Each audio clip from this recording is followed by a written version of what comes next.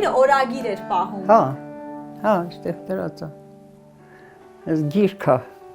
կարդացել եք, նայել եք։ Գիրք են գրել։ Ամենաշատը տանջվեց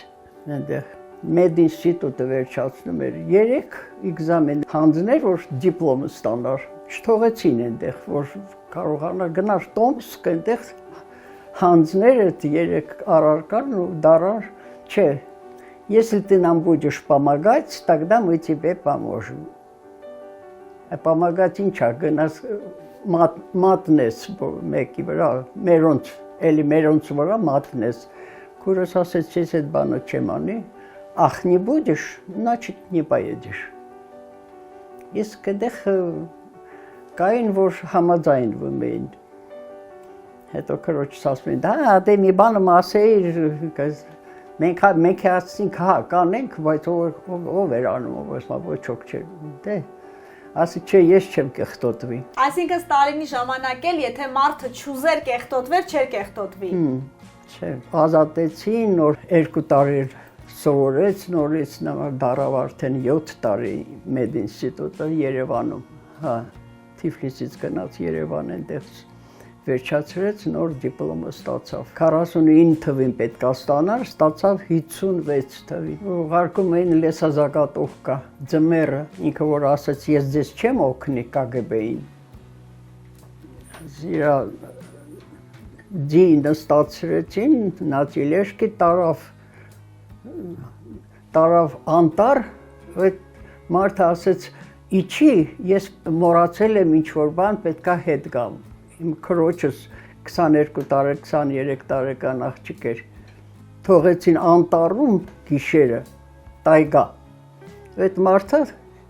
գնաց, այդպես երևոմաս ասել էին, որ այդպես կանես, ու ասում ոտքով գնացել այդ միջև տետ լեսազակատով կան, ասում լացեղնելով գնում էի, ասում շատ էր, ինքը շատ էր, ամենակիչը ես եմ այնտեղ չարչարվել, ինձ աշխատանքի չէին վերցնում, ես փոքր էի, դպրոցը վերջացրեցի։ Իսկ ծնողները ինչ էին անում այնտեղ, աշխատանքի, հարկադիր աշխատանք էր։ աշխատանք աշխատում եմ MTS, մաշինա տրակտորներ ստանցը, հա, պապայից շատ հագում էի, պապան այնտեղ աշխատում էր, աղջիկներին տանում էին կալխոզ, ինձ ձեր չէի տալիս, ես փոքր էի այնտեղ սովորում էի, Մարիա քաղաքից տայգա, դժվար էր շատ, հա։ Իսկ մյուս քույրը։ Այստեղ էր։ Նրան ձեռ չտվին, դան ուրիշ ազգանուն ուներ արդեն, Օհաննիսյան էր, մենք Ալեքսանյան ենք։ Այստեղ տանջվեց հոգեպես, մենք այնտեղ միասին էինք։ Ձեզ թույլ չէին տա մնայիք ձեր մեծ քրոջ մոտ, ինչի գնացիք ծնողների հետևից, փոքր աղջիկ։ Հա, ես ցուցակում չէի, բայց նրանք հենց տեսան, ты дочь, գրեցին и всё, ինձ չհարցրեցին, ուզում ես մնալ, թե ուզում ես գնալ, չէ, ты дочь, միասին գնացեք и всё։ Քանի տարեկան էիք այդ ժամանակ։ 14 էի, սովորում էի մուզիկայի, չկարողացա վերջացնել, ուղարկեցին այնտեղ, ակարդեոնի վրա նվագում էի։ Աքսորի տեղում։ Հա, դպրոց գնացինք, 8-րդ, 9-րդ, 10-րդ այնտեղ եմ վերջացրել։ Ինձ էլ էի գովում Սիբիրում։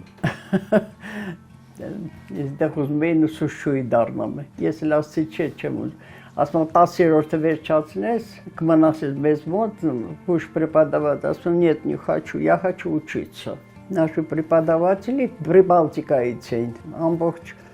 Պրիբալտիկան այնտեղ էր։ Աքսորել էին էլի։ Աքսորել էին 40 թվին, էլի էպես անմեղ մարդկանց։ Դասարանում լիտովացիներ շատ կային, էստոնացի կար, լիտովացի կար, մեղավոր չէինք ոչ մեկս։ Մի վրացի չկար, մի վրացի ընտանիք չկար։ Երևանից էլ ուղարկեցին շատ։ Շատը հայեր էին, բայց ինչ-որ պերսիցկա պոդենի կային, հրաներ կային, ինչ-որ վրացա հրաներ կային մի քանի հոգի, հա, դժվար էր, 5 տարի 2 ամիս մնացինք, մինչև Ստալինը գնաց, Բերյան գնաց, մեզ ազատեցին 54 թվին, բոլորից միասին եկանք հետ, մեր բնակարանը։ Աղջիկները ամուսնացան, քույրիկներս, ես մամայի, պապայի հետ մնացի։ Մամաս արդեն հիվանդ էր, այնտեղից բերեցինք։ Մաման չէր կարող ասել Ստալին, ուրիշ ձևով էր ասում։ Դե մեկրի, Կակլին էր ասում։ Մամաս։ Հետո որ կյանքում մամաս սիրուն կին էր, իսկի ոչ պամադար էր քսում, ոչ բան ասում, որ սատկի ես քսեմ ու կգնամ մեր գյուղով կանցնեմ, ասեմ մամա, այստեղ պամադա չկա, պամիդոր կքսեմ։ Ատելով ատում էինք, մեր կյանքը այդպես կոտրեց։ Որ ժամանակը հետ տակ, ինչ կփոխեք, Տիկին Սիլվա։ Սիբիր չէի գնա։ Չէ,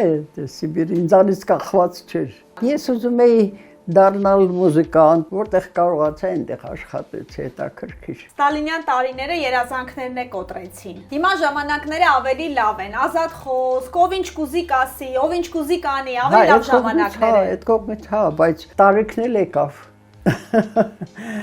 Այնտեղ ջահել էի։ Բանաստեղծություններ եք գրում։ Ժամանակին հա, ես իմ ոտանավորն է։ Կարդակ լսենք։ Стихотворение, посвященное сибирской ссылке. Вокзал забит грузовиками. Июнь 49-й год. В них семьи с теплыми вещами, за что, куда, не знают сами. Везут здесь собранный народ. Глубокой ночью по-бандитски в погонах вышкаленный клан по содержанию расистски зловеще выполнял свой план. Система без суда и следствий им позволяла брать людей. Тут хороши любые средства, без лишних слов и без затей. Вошли, забрали, погрузили, кто дома был, тот и попал. С народом долго не возились, за полчаса и на вокзал. Страною правил Бог и идол. Непрекослов решает власть. Народ их различал по виду, ту категорию и масть. Они творили, что хотели, перегоняли нас, как скот,